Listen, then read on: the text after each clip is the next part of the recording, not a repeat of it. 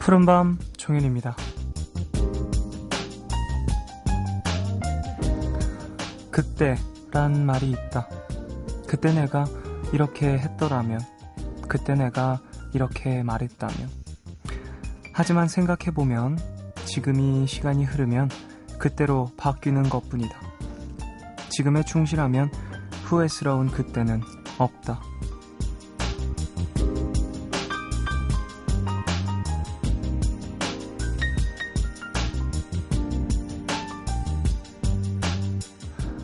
지금은 별로 없고 그때만 가득했던 일주일이 또 지나갔습니다. 내일부터는요, 후회보단 지금 충분히 할 수 있는데도 하지 않고 있는 일, 그것부터 해볼까요? 5월 4일, 오늘과 내일 사이, 여기는 푸른밤입니다.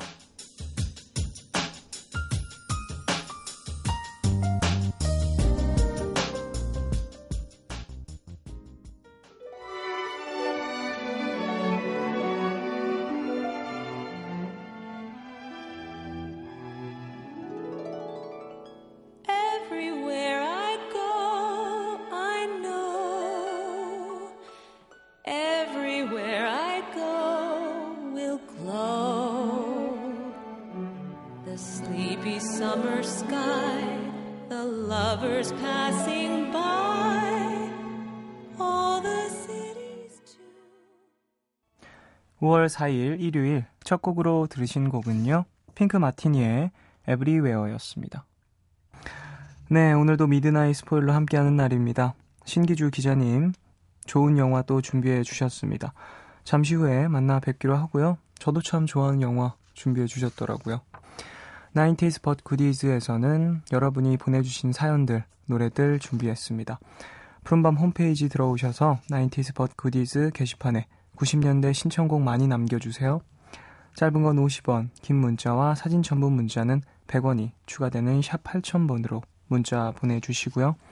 무료인 미니 어플 카톡 메신저로도 참여 가능합니다. 그럼 광고 듣고 올까요?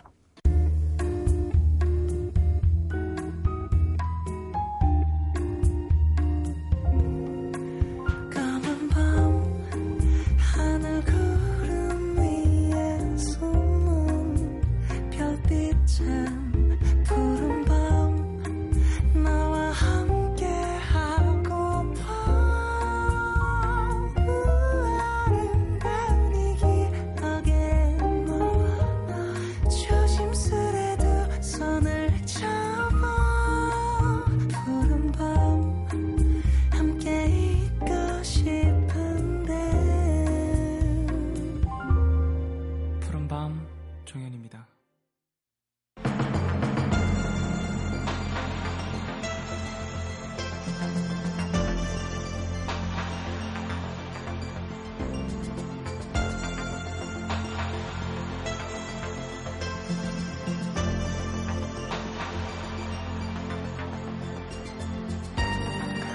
영화 같은 삶을 꿈꾸는 사람들 많죠? 영화처럼 멋지게, 영화처럼 로맨틱하게, 영화처럼 반전 있게. 근데 애초에 영화란 게 우리 삶을 담아낸 거니까요. 이미 우리 모두는 영화 같은 삶을 살고 있는 건 아닐까요? 현실을 닮은 영화 이야기, 미드나잇 스포일러 신기주 기자님과 함께합니다.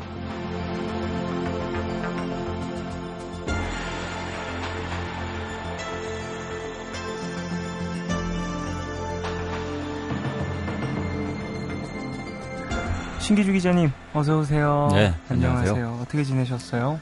아, 그러게요. 이제 연휴이기도 해서 네. 조용히 연휴 즐기고 있습니다. 아, 그러시구나.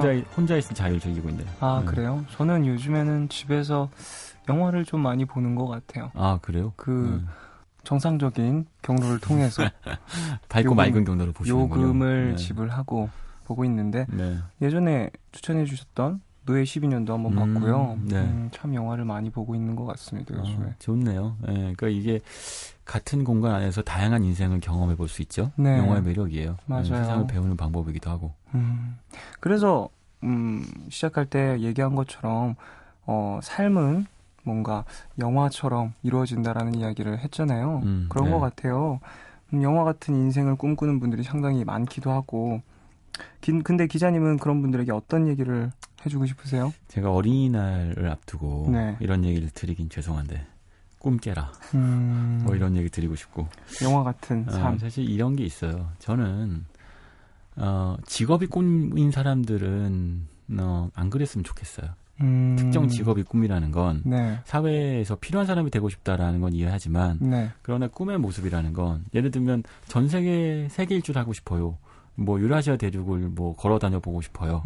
어딜 다녀보고 싶어요. 보고 싶어요. 이게 꿈이 더인데 그게 아니라 어떤 특정한 직업을 갖고 싶어요는 사회가 주입한 형태의 꿈일 수도 있거든요. 그럴 수도 있겠네요. 그건 꿈이 아니고 그냥 필요한 것일 수도 있고 그건 꿈이 아니니 다른 꿈을 꿔보는 건 어떨까 싶습니다. 좀 되게 중요한 말씀을 해주신 것 같아요. 여행이나 아니면 새로운 세상을 경험하는 걸 꿈으로 삼아라 하는 그렇죠. 말씀을 해주셨네요. 근데 요즘 사실 저도 어렸을 때 그렇게 배웠죠. 직업교육의 일환으로 네. 커서 무엇이 되고 싶니? 라고 묻잖아요.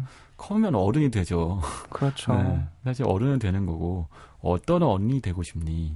요즘이라면 정말 그거를 우리 아이들한테 되물어야 될 시기인 것 같기도 하고요. 그렇죠? 맞습니다. 어른이 어른처럼 느껴져야 어른인 거니까. 네, 나이만 성인이 되는 게 중요한 게 아닌 그렇죠. 것 같습니다. 직업이 문제가 아닌 거죠. 그러면. 맞습니다. 자, 오늘도 영화 이야기 나눌 건데요. 어떤 영화 추천해 주실 거죠? 오늘 준비한 영화가 라이프 오브 파인데요. 네.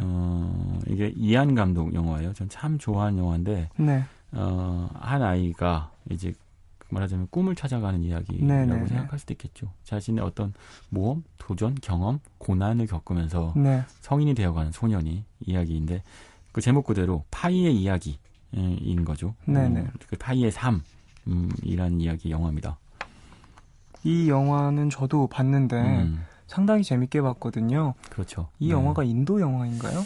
인도 영화는 아닌데 네. 이제 인도가 배경이고 인도 배우들이 등장하지요. 하지만 감독은 이안 감독이고 사실은 영화는 이제 할리우드 영화인 것이죠. 그렇군요. 근데 저는 이 영화를 4D로 봤었는데 못 볼 겁니다. 정말 왜요? 보기 힘들어요. 물도 튀고요, 바람도 불고요. 영화에 집중하기 참 어려워요. 네. 저는 참 재밌게 봤던 게 그 구명보트 안에서 그 파이라는 소년과 호랑이의 교대감이 상당히 재밌게 그렇죠. 느껴졌었어요. 네.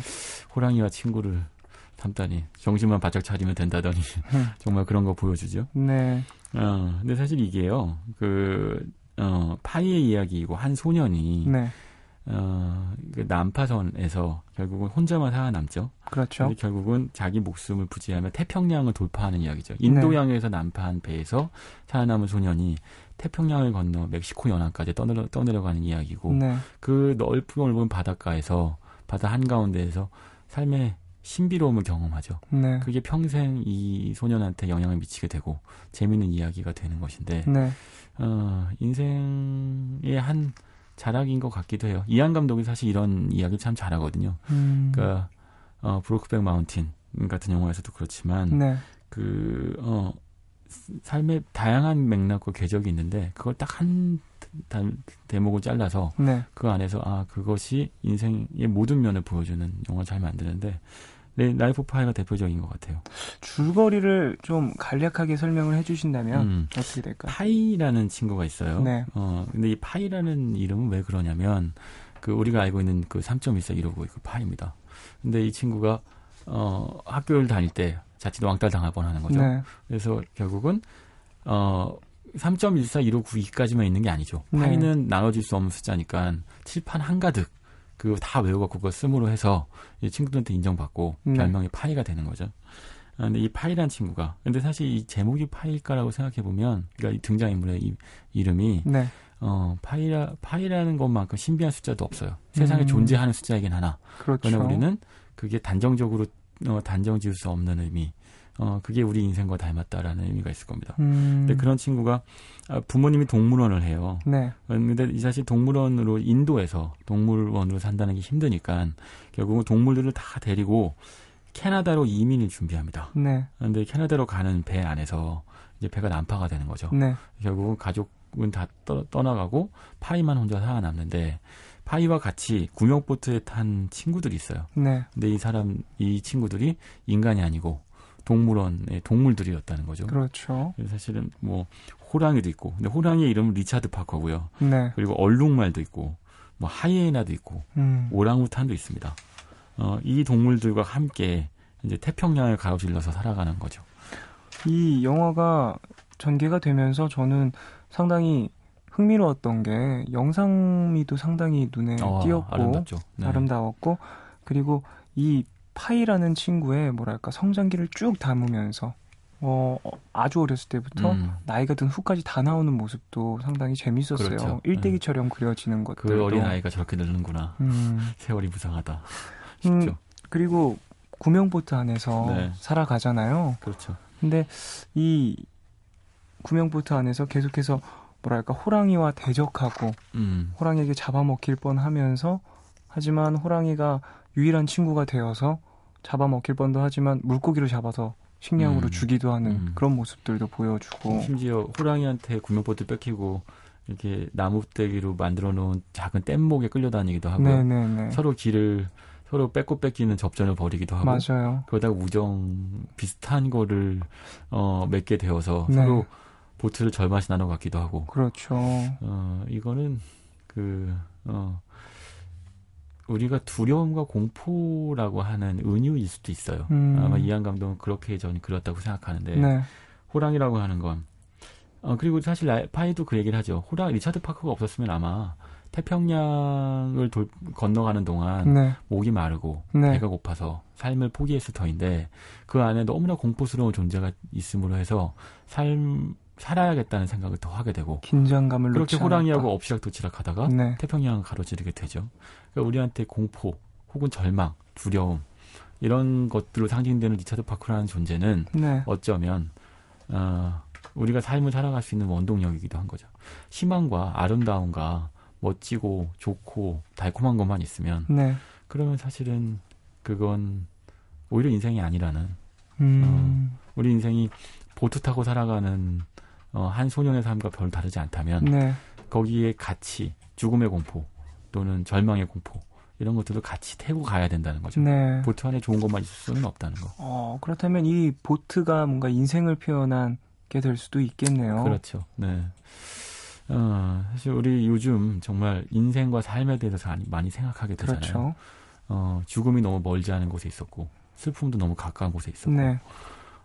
근데 우리가 그 슬픔을 받아들이는 방법 중에 하나가 이 라이프 오브 파이에서 파이가 견뎌내는 방법이기도 할 거예요. 그 공포나 두려움을 그냥 한 배에 태우고 가는 거죠. 그 절망의 기억 같은 것들도 네. 같은 배에 있고 그걸 억지로 배에서 쫓아내려고 해봐야 네. 쫓아내지도 않고 나만 위험해지고. 그렇죠. 그리고 그 순간 오히려 삶의 의미도 사라질 수도 있다. 파이 이야기는 그런 걸 보여주는데 영화를 보면 이제 찬연한 영상미가 나오고 네. 어떻게 호랑이하고 찍었을까 싶은 만큼의 그런 놀라운 맞아요. 장면들이 등장하게 되죠. 저는 찾아봤어요. 어떻게 촬영을 했나. 네. 그런데 호랑이는 애초에 한 장면도 함께 있지 않더라고요. 저도 속았다고요. 그러니까 네. 너무 컴퓨터 그래픽이 네. 완벽해서 학사 맞아요. 그래서 호랑이하고 정말 소년을 같이 놓았다면 그야말로 탑 뉴스감이었겠죠. 그렇죠. 자, 그러면 노래 한 곡 듣고 와서 이야기 좀 더 나눠볼까요? 다이안 리브스의 Something to Love For. 이 노래는 라이프 오브 파이 OST입니다. I have almost everything a human could desire. Cars and houses, bearskin rugs to lie before my fire. But there's something missing, something isn't there. It seems I'm never kissing the one whom I could care for. I want something. 푸른밤 종현입니다. 라이프 오브 파이 이야기 나누고 있는데요. 결말에 대해서도 좀 이야기를 나눠보고 싶어요. 네. 저는 사실 그 배 안에 탔던 생명체들이 동물로 묘사가 됐지만, 표현이 됐지만 영상에선 사람들을 이렇게 동물화한 거다라고 해석을 했었거든요. 여러 가지 해석이 네. 가능하게 결말이 맺어져서 기자님은 어떻게 보셨어요? 사실은 파이라는 사람이 중년이 되어서 네. 막 여지를 주잖아요. 사실 이 영화는 영화 속, 그러니까 얼개 속 얼개 같은 건데 네. 재미있는 이야기를 들으러 온 어떤 사람이 중년이 된 파이한테 이야기를 묻는 형태잖아요. 그렇죠. 근데 옛날 이야기 들려주는 것처럼 하면서 호랑이도 나오고 사자 안 나오죠. 오랑우탄, 뭐 얼룩말 이런 게 나오는 정말 네. 재미있는 옛날 이야기 같이 들려줘요. 네. 근데 마지막 순간에 이 소설가가 좋은 이야기를 듣고 싶은 소설가가 그렇게 해석하잖아요. 정말 그건 그런 뜻이었구나 네. 라고 해석을 하죠. 근데 저도 영화평을 쓰고요. 네. 그러니까 영화에서 그 어떤 메타포로 감독과 창작자가 만들어낸 거를 네. 해석해서 억지로 이제 뜯어내죠. 그래서 그 의미를 부여해요. 근데 그게 이제 저도 나이가 40이 되니 참 부질없다고 느껴져요. 그렇게 해서 자 이게 답이죠? 라고 얘기해봐야 그건 답이 아닌 거죠. 다양한 답 중에 하나인 거죠. 파이가 나이가 먹고 나서 그냥 웃으며 흐뭇하게 네. 그렇게 해석하고 싶다면 당신의 자유죠. 라고 얘기하는 게 네. 그게 정답인 것 같아요. 그게 파이라는 소년이 그 태평양을 견뎌와서 얻은 인생의 교훈 같기도 해요.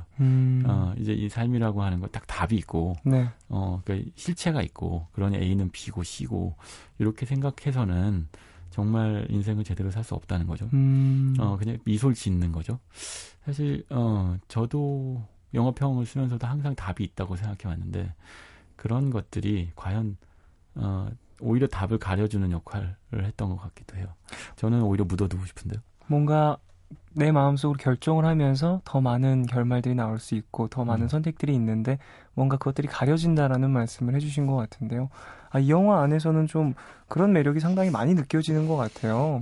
인생을 좀 파이의 인생을 쭉 그리면서 선택의 기로에 있는 파이의 모습을 많이 보여주잖아요. 저는 사실 이 영화, 그 파이 이야기라는 소설도 얀 마테리슨 작가가 네. 노인과 바다에 비견된다고 하잖아요. 네, 근데 저는 노인과 바다 정말 좋아하는데요. 이런 그 독자들 봤어요. 노인과 바다 보고 나서 그게 뭐야? 그래서 결국 물고기 못 잡았잖아. 이게 바로 정답을 찾아내는 태도거든요. 그렇죠. 물고기를 못 잡아내든 사실은 거기까지 접근하는 과정에서 네. 인생에 어떤 경로가 있는 거고 라이프 파이도 그런 영화겠죠. 네. 그런 것 같습니다. 자, 라이프 오브 파이에서 더 해주고 싶은 이야기가 있으신가요? 이안 감독 얘기를 해야 될 텐데 네. 이안 감독 참 좋아하는 감독인데 와우 장룡, 네. 뭐 브로크백 마운틴, 뭐 새끼 뭐 이런 영화들을 찍었죠. 처음에는 아주 동양적인 영화였어요. 그러니까 동양권 서양 시각으로 바라본 동양 문화의 특이한 점, 뭐 음식 남녀 같은 영화 찍었었는데 헐리우드에 가서 와우 장룡으로 무협 영화의 길을 열더니 지금은 그냥 헐리우드의 가장 안착한 어쩌면 거의 유일무이한 안착한 감독 중에 한 명이 됐죠. 근데 이안 감독이 왜 미국에서 유일하게 성공한 아시아 감독이 되었을까? 그건 아시아 또는 동양적 시각이 무기가 아니었기 때문일 것 같아요. 예를 들면 서극 감독 같은 사람도 있잖아요. 네네네. 이 사람은 그 마샬 액션이라고 하죠. 헐리우드는 그 무협 액션으로 장르를 표방해서 그런 헐리우드가 보고 싶어하는 얘기만 한 거예요. 네. 그러니까 그게 다 소비되고 나니까 서극 너 집에 가. 그래서 홍콩에서 요즘 영화 찍잖아요. 반면에 이안 감독은 인류가 갖고 있는 보편적 인문학적 관점에서 영화 찍어요. 그러니까 와우 장룡도 그렇고요. 네. 뭐 새끼도 그렇고 브로크백 마운틴도 그렇고 결국은 인간의 본질을 탐구하잖아요. 네. 금기된 사랑 또는 뭐 새끼도 마찬가지고 뭐 와우 장룡처럼 이제 고수로서 바라보는 인생의 의미 이런 것들을 영화에서 그리는데 이게 오히려 지금은 할리우드에서는 놀랍게도 영화의 본고장인데 태화한 재능이거든요. 할리우드는 요즘 우리도 좋아하지만 히어로 물증 바빠서 그렇죠. 화려하고 깊이 있는 영화를 찍을 사람이 없어요. 그렇네요. 요즘에는 더욱더 뭐랄까 여름철이어서 더 이제 그렇죠. 곧 여름이 다가오셔서 더 그렇게 느껴지는 건지는 몰라도 화려하고 액션이 줄을 이루는 영화들이 계속 나왔네요. 하지만 이안 감독은 헐리우드가 잃어버린 되찾고 싶어하는 재능인 거죠.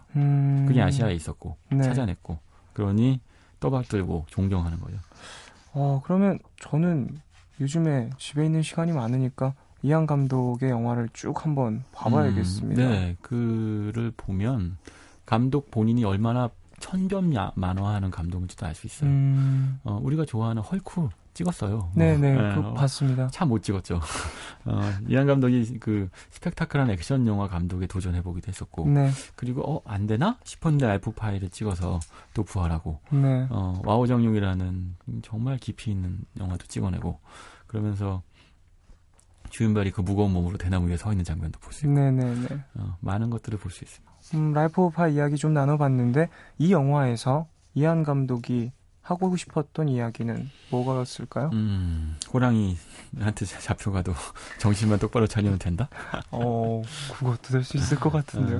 그래서 이안 감독은 제가 느끼기에는요, 이안 감독 전체 영화 인생에서 가장 백미일 것 같기도 하고 실제로 아카데미 감독상을 수상하기도 했었죠. 네. 처음 탄 건 아니었으나 이안 감독은 항상 그 의문을 던지는 감독인 것 같아요. 삶에 있어서. 네. 그러니까 브로크백 마운틴도 그렇고 새끼도 그렇고. 그러니까 예를 들면 새끼란 영화에서 탕웨이가 네. 양조위를 정말 사랑했을까? 근데 양조위는 결국은 탕웨이가 자기 사랑하게 된 순간 이용하죠. 네네. 그러니까 우리의 삶의 모습의 단면인데 그 안에서 우리는 끊임없이 질문을 하게 되는, 의문을 느끼게 만들거든요. 네. 와우장룡도 굉장히 그 심오한 청명검을 든 도사가 등장하지만 이 인물이 인생을 다 알지 못해요. 끊임없이 질문을 던지고 마지막에는 이제 장찌가 다리 위에서 뛰어내리죠. 네. 근데 왜 뛰어내렸는지 관객도 잘 이해 못하겠거든요. 설명을 명확하게 해주지 않아요. 그러면서 끊임없이 질문을 던지는데 이안 감독이 가장 잘하는 바이기도 한 것 같아요. 그러니까 이 라이프 파이는 그 중에서도 어찌 보면 어린 아이들조차도 쉽게 이해할 수 있을 만큼 재미있는, 그러니까 호랑이도 나오고 호랑이도 나오는 이야기 같으면서도 어른들을 위한 동화처럼 읽다 보면 어떤 철학책보다 깊이가 있는 거죠. 네. 저는 이게 해밍웨이의 지점, 이 해밍웨이가 말년에 놓인가 받아 쓰는데 네. 해밍웨이가 다 옳은 경지에 이안 감독이 옳은 게 아닌가 싶어요. 가장 단순한 나래티브에 네. 하지만 인생의 모든 의미를 다 담아낼 수 있는 영화. 이걸 찍어내네요. 찍어냈더군요. 네, 라이프 오브 파이 이야기를 좀 나눠봤습니다. 자, 노래 한 곡 듣고 올까요? 자이안 리브스의 The Flowers Die of Love. 이 노래도 라이프 오브 파이 OST고요. 노래 들으시고요. 광고까지 듣고 오겠습니다.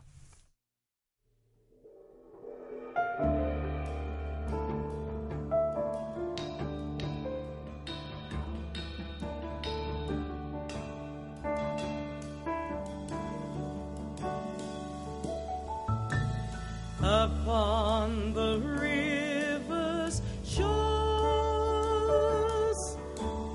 the passing night is moistened. NBC FM for you. 푸른밤 종현입니다. 광고 듣고 오셨습니다. 자, 두 번째 영화 소개해 주실까요? 신기주 기자님. 저는 보면서 아주 많이 먹먹했던 영화인데 네. 나이가 먹고 나서도 인간이 먹먹해질 수 있더라고요. 그렇게 아버지가 된다. 제목부터 상당히 뭔가 그렇죠. 감성을 자극하는 듯한 네. 그런 느낌이 드는데요. 고레다 히로카즈 감독. 네. 이 감독의 영화인데 2014년 영화죠. 네. 이 영화 좋다고 하는 관객들이 참 많았는데 내용은요. 아버지가 되는 뭐 출산 이야기 뭐 이런 건 아니고요. 이런 겁니다. 그 일본에서 실제로 있었던 이 실화를 바탕으로 한 거라고 하는데 아이가 한 날 한시에 같은 시기에 아이를 낳은 두 부부가 있어요. 네. 근데 그 두 부부가 알고 봤더니 6년 후에 그 아이가 내 아이가 아니라는 거죠. 청천벽력 같은 이야기인데 그런데 거기서 내 아이가 그러면 사실은 생자를 그러니까 실친째 친자식을 찾아서 키워야 되느냐 네. 또는 근데 6년 동안 정을 붙여서 키운 아이는 어떻게 할 것이냐 라는 이제 본질적 문제에 봉착하죠.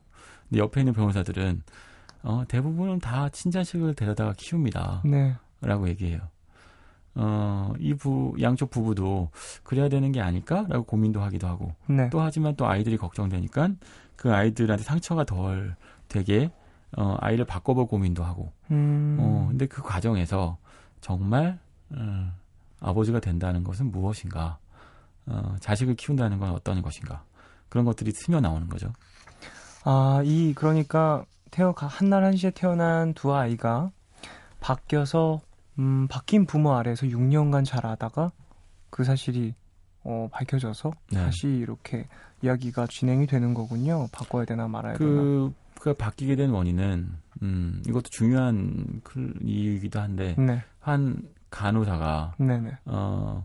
일부러 너무 행복해 보인다는 이유로 이 안에서 아버지 중에 한 명이 네. 누가 봐도 성공한 비즈니스맨이 료타라는 인물이 있어요. 네. 근데 이 인물은 정말 좋은 대학 나오고 좋은 회사를 다니고 네. 착한 아내가 있는 남부러울 거 없는 사람이라서 네. 이 간호사가 그걸 보고 이 가족은 너무 행복하니까 니네도 좀 불행해봐라 라면 아이를 바꾸는 거죠. 아이, 이런 나쁜 간호사가.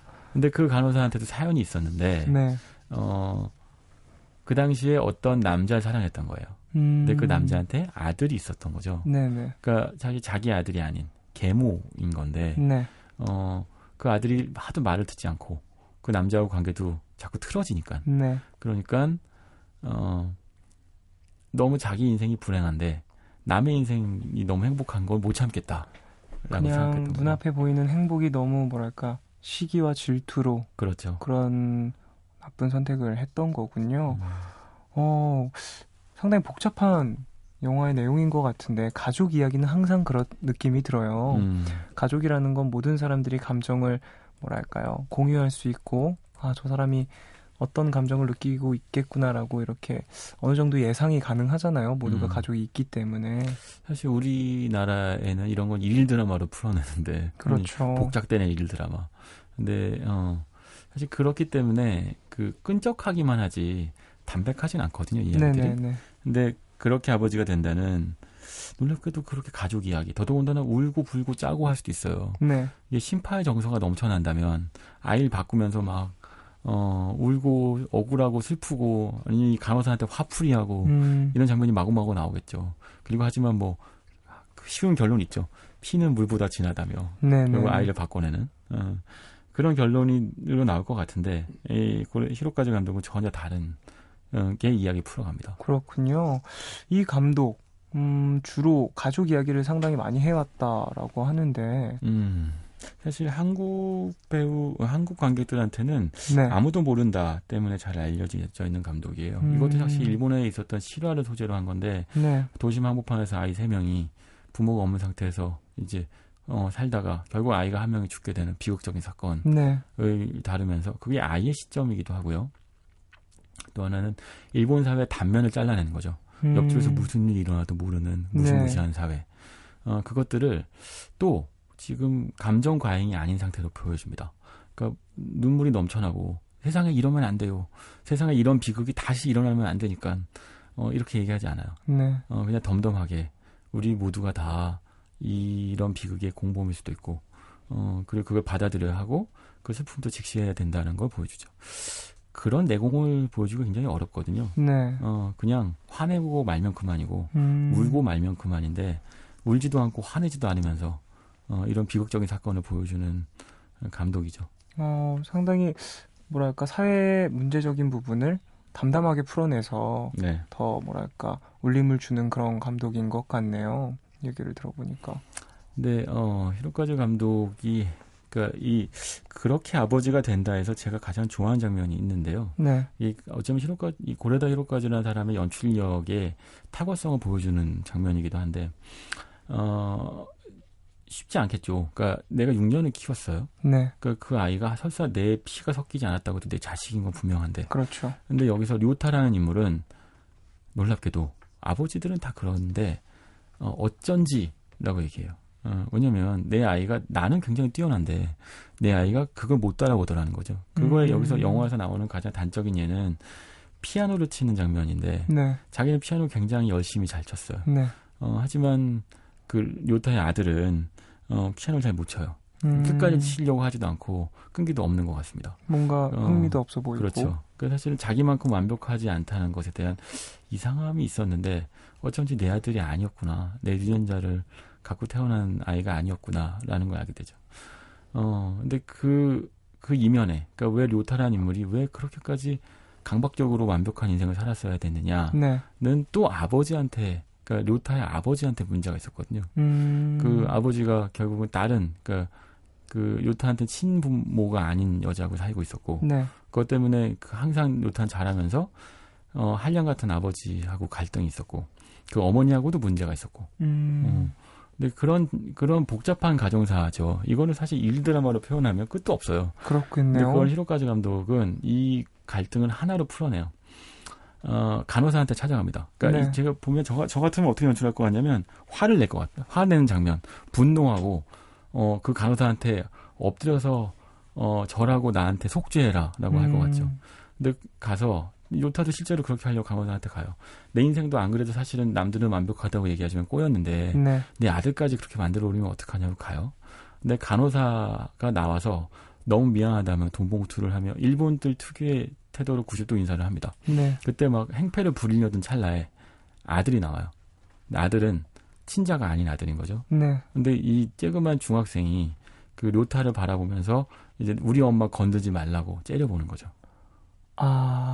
그쵸. 그쵸. 그 엄마의 그렇죠. 그 간호사의 아들이 나와서 우리 엄마에게 해코지하지 마세요. 이렇게 째려본다. 저는 그 장면이 참 좋은데 그 친자가 아닌 거잖아요. 그 아들 때문에 괴로워서 그런 몹쓸 짓을 했는데 네. 이제 세월이 지나고 이젠 정말 엄마로 받아들여서 우리 엄마 건드지 말라면 화를 내는 거죠. 그 순간에 요타가 아무 말도 못하고 돌아와요. 네. 그러니까 그 순간 자기도 사실은 그런 친모가 아닌 사람 밑에서 자랐잖아요. 그렇죠. 그 갈등을 극복하지 못했는데 순간 얘는 자기 엄마도 아닌 이젠 진짜 엄마라고 생각하고 네. 어른한테 대드는 거죠. 그 순간 얘보다 내가 더 부끄럽다고 느끼는 거예요. 그 순간 모든 요타가 갖고 있었던 모든 갈등이 한순간에 풀리는데 일단 엄마한테 전화를 걸고 그리고 이제 아들을 받아들일 마음의 준비를 하게 됩니다. 네. 그 한 장면으로 울고 불고 짜고 화내고가 없어요. 그 한 장면으로 모든 이야기를 설명해내거든요. 이건 전대미문의 연출력이죠. 감독이 그런 걸 이렇게 연출했을 때 보는 이의 입장에서는 예상을 벗어난 행동 때문에 상당히 큰 충격을 받는 것 같아요. 그렇죠. 네, 사실 우리는 정말 화풀이할 거라고 예측하고 네. 그게 대리만족을 해주는 반면 히로카즈 감독은 영화가 대리만족을 시켜주지 않는 대신 정말 하드보일드하게 감정을 자제합니다. 절제하고 우리한테 남아있는 건 무엇인가, 우리한테 중요한 건 무엇인가를 보게 만들죠. 우리한테 많은 사건들이 있는데 어쩌면 언론의 역할이라는 게 이래야 될 수도 있어요. 네. 그러니까 사건을 증폭시키거나 화를 대신 내게 하거나 슬픔을 확성기되고 우리 화났어요 슬퍼요라고 얘기하는 게 아니라 훨씬 더 차갑고 냉정하게 사실을 보여줘야 네. 그때 우리가 보지 못하고 봐야 될 것들을 볼 수 있는 거죠. 히로카즈 감독의 연출력은 사실 누구나 울분에 찰 수 있는 것인데 그렇죠. 한 발 떨어져서 세상을 보게 만들죠. 네, 자 그러면 노래 한 곡 듣고 와서 더 이야기 나눠보겠습니다. 노래는요. KT 커티스의 Life Goes On 듣고 오겠습니다.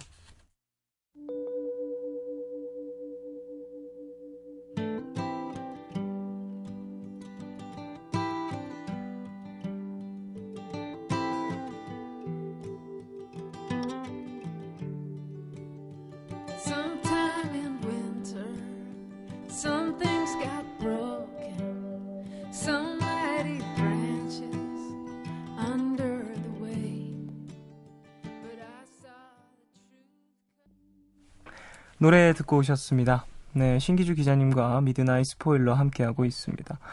네, 이번 주에는 두 편, 힐링이 될 만한 영화 두 편 만나보고 있는데요. 두 번째 영화, 그렇게 아버지가 된다에 대해서 얘기하고 있습니다.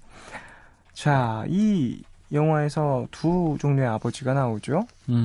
네, 정말 상반된 두 인물이 그려지는데 네. 료타라고 하는 완벽한 척하는 주인공이 등장하고요. 네네. 또 하나가 유다이라는 인물이 있습니다. 그 유다이라는 인물은 료타하고 정반대인데 시골에 있는 별볼일 없는 전기상의 주인이에요. 네. 그 사실 그리고 뭐 성공한 사람도 아니고 그런데 한 가지 장점이 있어요. 아이들과 참 잘 놀아줍니다. 그 아이가 셋인데 첫째 아이는 결국은 자기 친자는 아닌 거였지만 상관없어요. 그냥 뭐 우리도 다 같이 키우지 뭐라고 생각하고 늘 같이 목욕도 하고 어우러지고 스킨십도 많은 그런 아빠. 가정적인 아빠군요. 그렇죠. 가정적인.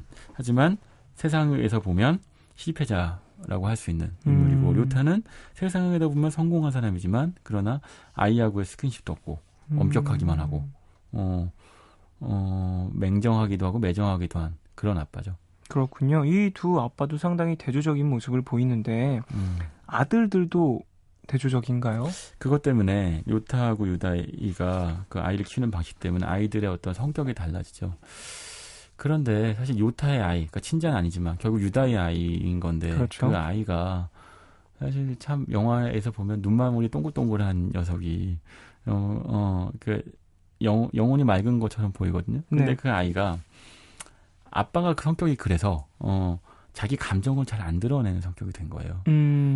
아빠한테 눈에 잘 보이려고 네. 아빠한테 만족스럽고 사랑받는 아이가 되기 위해서 네. 자기가 잘 못하거나 애쓰는 것들을 애쓰죠. 그래서 사실 그게 가장 뭉클한 지점이기도 한데, 여기서 보면 유다이를 연기한 인물이 릴리 프랭키라고 하는 그 소설가예요. 네. 보면 릴리 프랭키 소설도 그렇고 이 사람의 연기를 보면 한량이죠. 한량인데 반면에 요타라는 인물은 그 피도 눈물도 없는 것 같은 인물인데 이 인물 아래에서 자란 아이가 아마 아빠들은 많이들 그런 생각할 텐데 내 아이가 나한테 사랑받기 위해서 자신이 정말 좋아하는 것들을 안 하고 다른 아이인 척하고 있지는 않을까. 아이들은 그렇게도 한다는 거죠.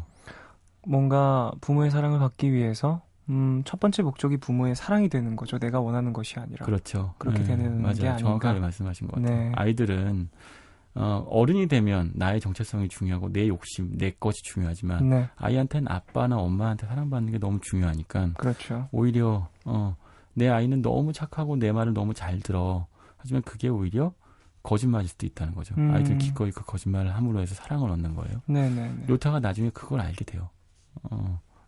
그리고 그것 때문에 무너지죠. 정말 아버지가 그렇게 되는 거예요. 미안함으로. 그렇죠. 아들에 대한 미안함으로. 음.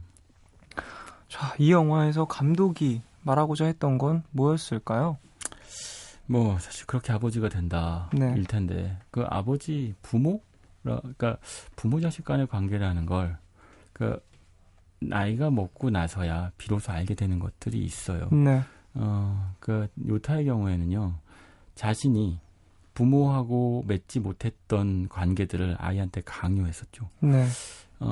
제가 아까 좋아하는 장면들 얘기했었는데 그 중에서 결국 뒤늦게나마 계모한테 전화를 해요. 네. 그래서 그 계모한테 우리 그때 미안했어요. 라고 얘기하니까 이 계모가 이렇게 얘기합니다.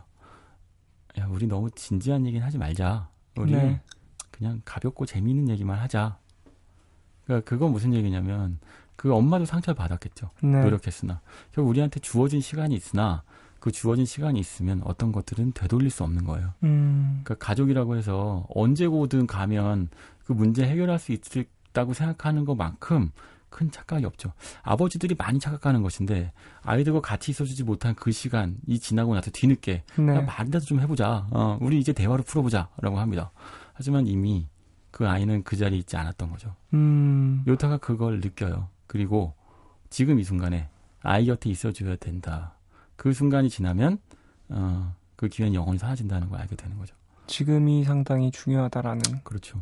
료타도 깨닫게 되는 거군요. 그 자신의 부모 관계 또는 그 간호사와의 관계 그리고 아이가 바뀌는 관계를 통해서 또는 제가 보면 아이가 바뀌었다는 건 하나의 사건일 뿐이고요. 나하고 다른 아버지라는 것이 존재한다는 걸 본다는 것이 중요하죠. 네. 그래서 내가 어떤 아버지였는지를 깨닫게 되는 거죠. 그렇군요. 이 영화도 상당히 생각이 많아지는 영화일 것 같습니다. 이게요, 스티븐 스필버그가 네. 할리우드에서 리메이크를 한다고 하는데 그래요? 걱정이 돼요. 어떤 식으로 풀어나갈지. 스필버그가 참 이런 걸 만들면 안 되는데 가족 영화 좋아하신다고 히로카즈 되시는 건 아닌데. 그랬구나. 참 그래도 잘 해석되길 바라면서 헐리우드식으로. 자, 오늘은 벌써 미드나잇 스포일러를 마칠 시간이 됐네요. 오늘도 참 재밌는 영화 이야기 많이 나눴고요. 참 오늘은 참 생각을 많이 하고 인생에 대해서 좀 깊이 생각할 수 있는 영화들을 추천해 주신 것 같아요. 연휴에 영화를 많이 보고 계시다고 하셨잖아요. 네. 예, 어쩌면 요즘 뉴스보다 영화를 봐야 될 시기일 것 같기도 해요. 영화가 뉴스가 보여주지 않는 이면들, 그러니까 삶의 우리가 평소에 지나치는 것들을 네. 짚어내거든요. 그렇죠. 그렇게 깊이 있게 성찰해야 될 시기일 것 같습니다. 아, 그렇군요. 자, 오늘도 좋은 영화 2편 소개해주신 신기주 기자님 너무 감사하고요. 보내드리면서 노래 들어야 될 것 같습니다. 기자님 안녕히 가세요. 네. 감사합니다. 자, 저는 여기서 2부 마무리하고요. 잠시 후 3부에서 90s but goodies로 돌아오겠습니다. 광고 먼저 들으시고 조피디의 Life Goes On 듣고 오겠습니다.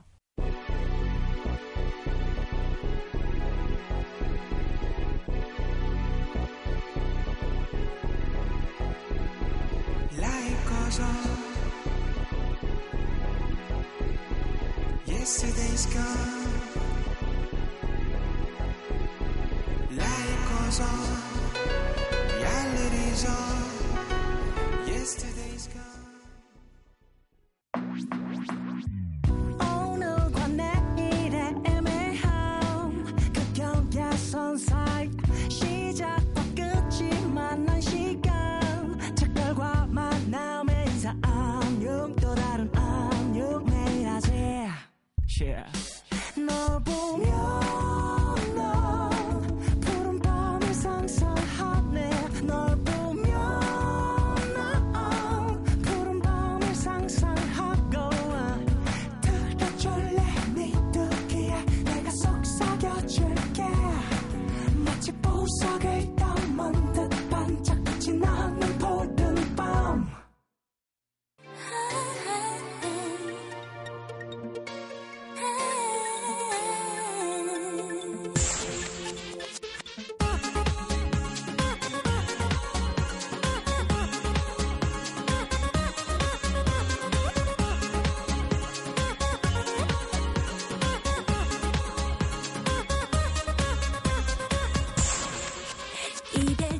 마음속 빈자리, 그리웠던 음악으로 채워볼까요?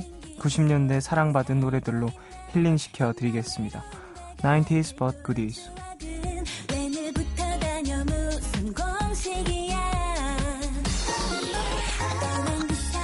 이 시간 참여 원하시는 분들은 푸른밤 홈페이지 90s but goodies 게시판에 사연과 신청곡 남겨주세요.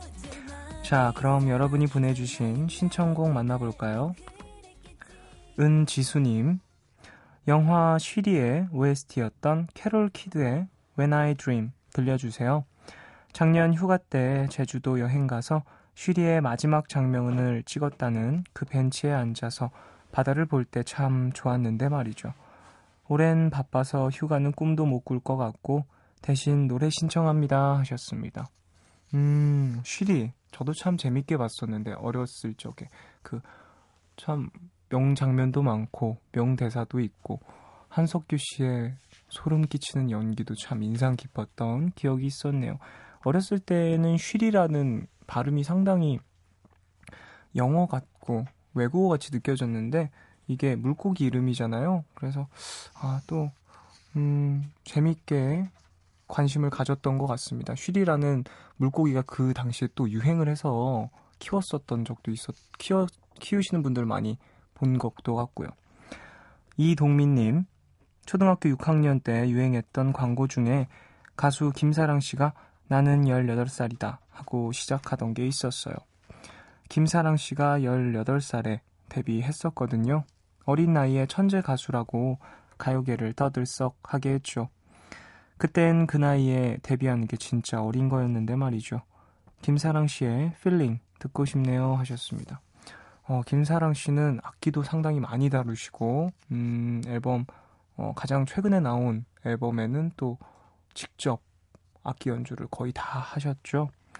자, 그럼 노래 듣고 올까요? 은지수님이 신청하신 캐롤 키드의 When I Dream 그리고 이동민님의 신청곡입니다. 김사랑의 Feeling 두 곡 이어 듣고 오겠습니다.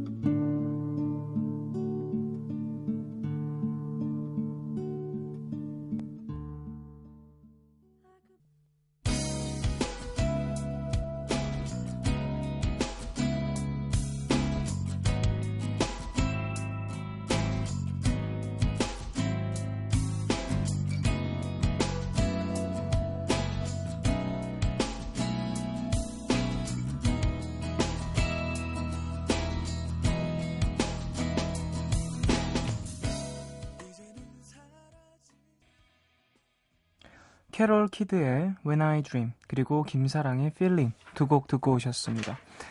90s but goodies 계속 이어가겠습니다.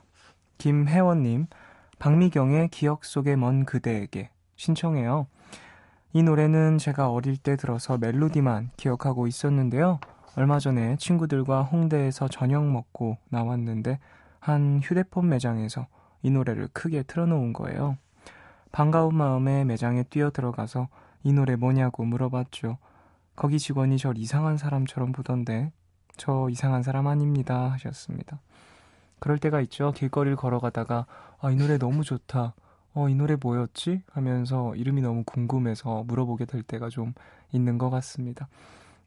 점원분들이나 가게 직원분들은 좀 당황할 수 있겠지만 그래도 친절히 알려주셨으면 좋겠네요. 저도 가끔 그럴 때가 있긴 하거든요. 궁금해서, 노래 제목 궁금해서 이 노래 제목 뭐예요? 이렇게 물어볼 때 있는데 괜히 하나 사고 나오게 되는 것 같아요. 그럴 땐. 6403님, 터보의 어느 재즈바 신청합니다. 멜로디가 무척 그리워요 하셨습니다. 터보 참 김종국 씨의 그 미성 상당히 매력적으로 어렸을 때 느껴서 누나와 함께 많이 불렀던 기억이 있네요. 노래방에서. 조동은님, 저 6살 때 이승철 씨를 만난 적이 있습니다. 어느 날 비가 와서 언니한테 우산을 갖다 주러 엄마랑 언니네 학교를 갔는데요. 그때 교실 앞에서 예쁘고 머리 긴 언니를 봤었죠. 그래서 저 언니 되게 예쁘다 이러고 말하니까 그 언니가 절 보고 웃어줬어요. 근데 저희 언니가 황급히 언니 아니고 오빠야 라고 하는 거예요. 알고 봤더니 언니네 담임 선생님이 이승철 씨 어머님이셨대요. 그래서 이승철 씨가 학교에 찾아왔던 건데 제가 우연히 만난 겁니다. 그때 이미 부활의 보컬이셨거든요. 그 후로 이승철 씨 계속 좋아하고 있는데요. 밖으로 나가버리고 부분에서 20초 정도 숨 죽이고 들었던 마지막 콘서트 신청합니다 하셨습니다. 어린 시절에는 머리가 길면 여자라고 착각을 할 수 있죠. 이승철 씨가 그때는 상당히 머리가 길고 부활의 락 보컬이셨기 때문에 그런 오해가 또 있었네요. 재밌는 이야기였습니다. 자, 그럼 김혜원님이 신청하신 박미경의 기억 속의 먼 그대에게 이 곡 먼저 듣고요. 조동은님이 신청하신 이승철의 마지막 콘서트 듣고 오겠습니다.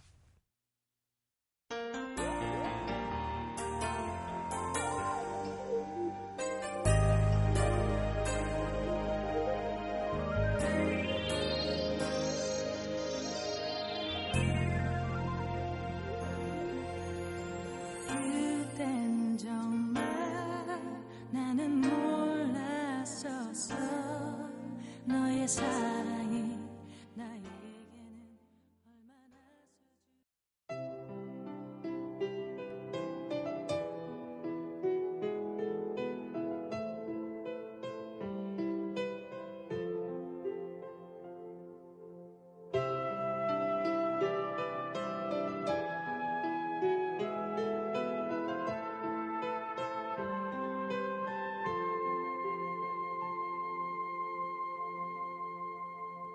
지금 슬픈 박미경의 기억 속의 먼 그대에게 그리고 이승철의 마지막 콘서트 두 곡 듣고 오셨습니다. 90s but goodies 계속 이어가겠습니다. 1028님, 제가 9살 때 마이클 잭슨의 힐 더 월드 뮤직비디오를 봤어요. 화려한 구석이라곤 전혀 없었어도 평화를 이야기하는 그 따뜻하고 수수한 화면과 천사 같은 음성이 참 충격적이었습니다. 이 노래로 마이클 잭슨의 팬이 돼서 제겐 더없이 애틋하네요. 신청하고 갑니다 하셨습니다. 야, 이 노래 정말 명곡이죠. 앞에 나오는 아이들의 뭐랄까 재밌게 노는 목소리들, 웃음소리들, 그리고 마이클 잭슨의 상당히 아름다운 창법, 목소리가 잘 어울리는 그런 곡입니다. 박미진님, 쫑디 이정봉의 어떤가요 알아요? 많이들 화요비가 부른 노래로 알고 있더라고요. 근데 90년대 맥주 광고에 여자가 남자 따귀를 때리고 돌아서면 이 노래의 후렴 이젠 모두 끝인가요가 울려 퍼졌죠 하셨습니다. 이정복님의 곡이었군요. 저도 하요비씨, 박하요비씨가 부른 줄 알고 있었는데요. 5092님, 저는 피아노를 전공해서 가요보다 클래식을 많이 들었는데요. 어느 날 제 귀에 익숙한 노래가 팝에서 흘러나오는 거예요. 스윗박스의 Everything's Gonna Be Alright 인데요. 쥐선상의 아리아 위에 여자 랩이 나와서 깜짝 놀랐습니다. 클래식이랑 힙합이랑 진짜 안 어울릴 것 같았는데 그렇지 않다는 걸 알려준 이 노래 신청합니다 하셨습니다. 이런 노래들이 상당히 많이 유행했었던 시절이 있었죠. 신화의 T.O.P도 백조의 호수가 나오죠. 그래서 상당히 잘 어울리는 그런 곡이기도 합니다. 그리고 대부분의 가요들은요. 캐논 코드라고 얘기하는 코드로 진행이 많이 되기도 하고요. 상당히 클래식과 밀접한 관계가 있습니다. 그래서 좀 어울리는 부분들이 있는 것 같아요. 자, 그럼 이 노래들 중에서 박미진 님이 신청하신 이정봉의 어떤가요? 그리고 5092님이 신청하신 스윗박스의 Everything's Gonna Be Alright 두 곡 듣고 오겠습니다.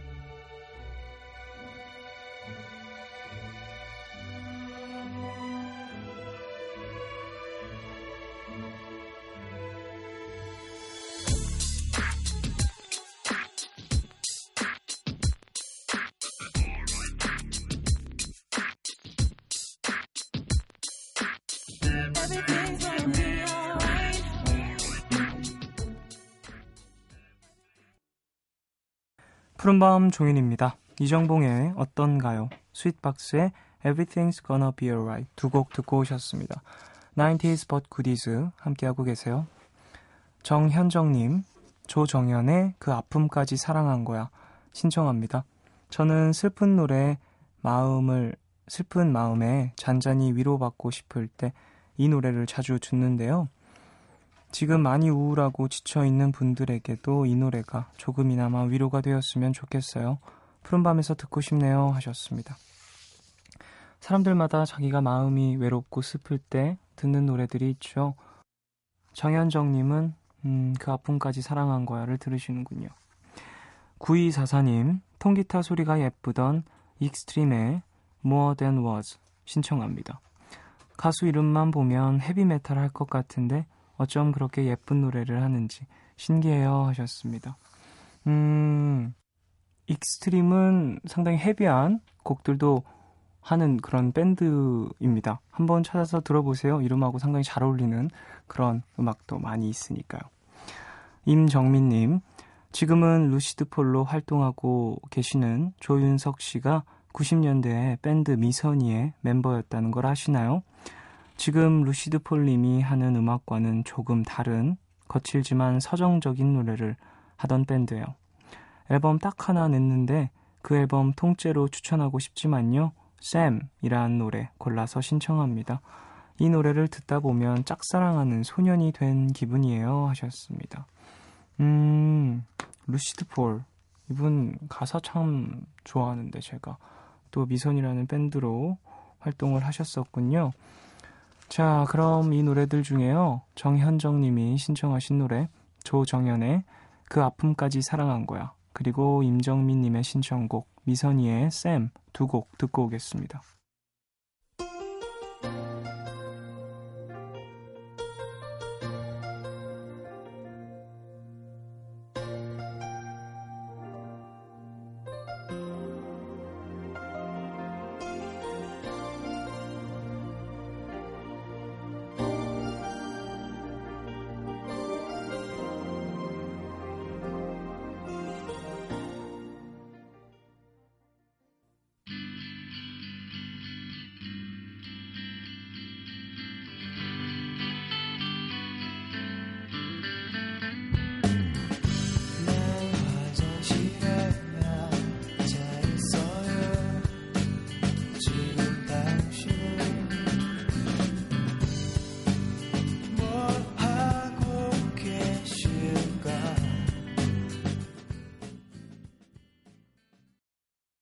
조정현의 그 아픔까지 사랑한 거야. 그리고 미선희의 쌤 두 곡 듣고 오셨습니다.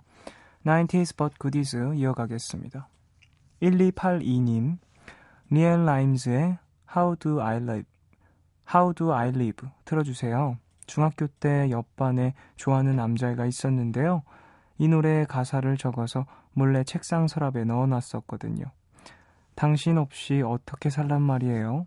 뭐 이런 내용의 가사였는데 너무 창피해서 보낸 사람의 제 이름은 안 적었거든요.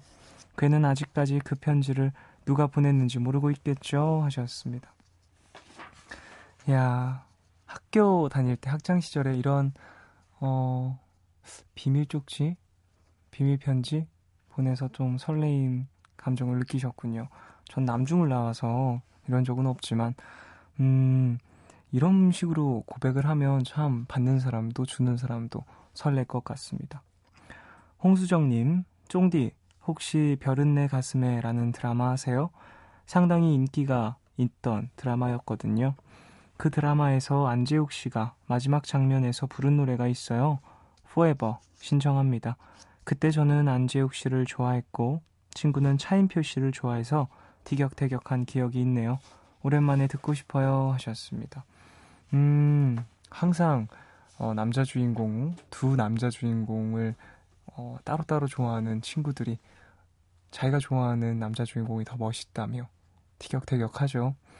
최근에는 그 응답하라 1994에서 상당히 그런 일이 많았었던 것 같아요. 누구는 칠봉이를 좋아하고 누구는 쓰레기를 좋아하고 하면서 참 티격태격한 친구들을 전 옆에서 많이 봤었네요. 자, 이 두 곡 듣고 올까요? 1282님이 신청하신 리엘 라임즈의 How do I live 그리고 홍수정님의 신청곡입니다. 안재욱의 Forever 두 곡 듣고 올게요.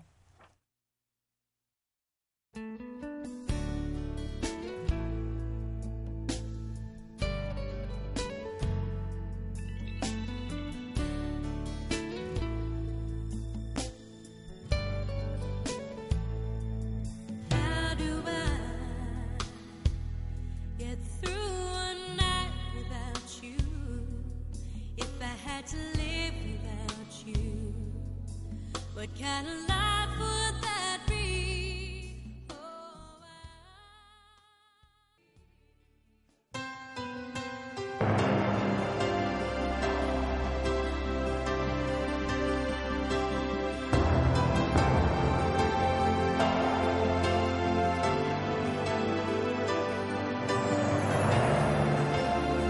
사랑했던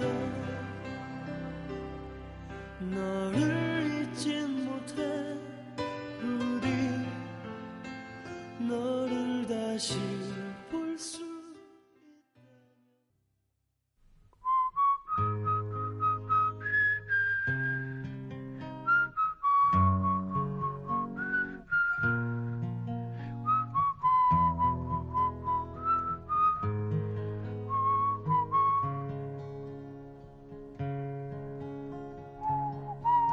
오늘 방백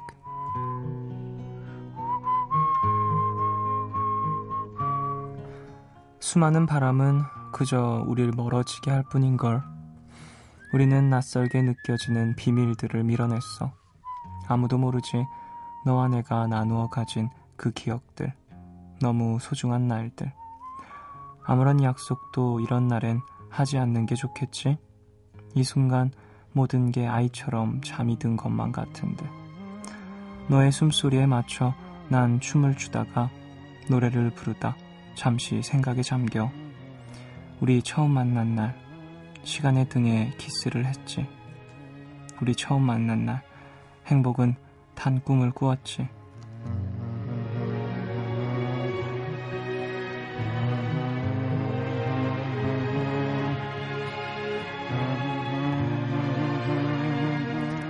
한희정의 우리 처음 만난 날이라는 노래 가사입니다. 어제부터 긴 연휴가 시작되었습니다. 아직 슬픔은 가시지도 않아서 내가 뭔가를 즐겨도 되나 싶기도 합니다. 그 아이들의 소중한 기억들을 생각합니다. 그렇다고 마냥 방 구석에서 아파하고 있을 수도 없는 거겠죠? 이렇게 해보는 건 어떨까요? 연휴도 즐기고 뭐든 해보는 겁니다. 대신 그들을, 그 아이들을, 부모님들을 꼭 기억하기로 하고요. 그리고 잊지 말자고 스스로에게 다짐도 해보는 겁니다. 오늘 끝곡 한희정의 우리 처음 만난 날 들려드리겠습니다. 지금까지 푸른밤 종현이었습니다.